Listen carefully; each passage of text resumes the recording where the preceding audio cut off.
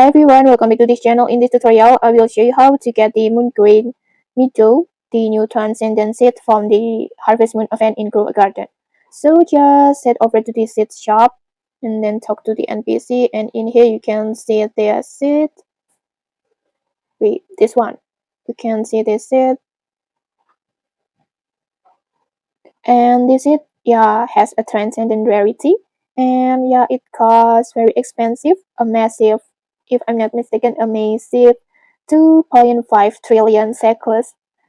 And once you manage to buy and plant it, this plant has a really useful ability. Like its ability is every 10 minutes, it mutates a nearby fruit with moonbeam mutations. So if you have valuable fruits growing nearby, this seed can continuously give them the moonbeam mutations and potentially making them worth much more.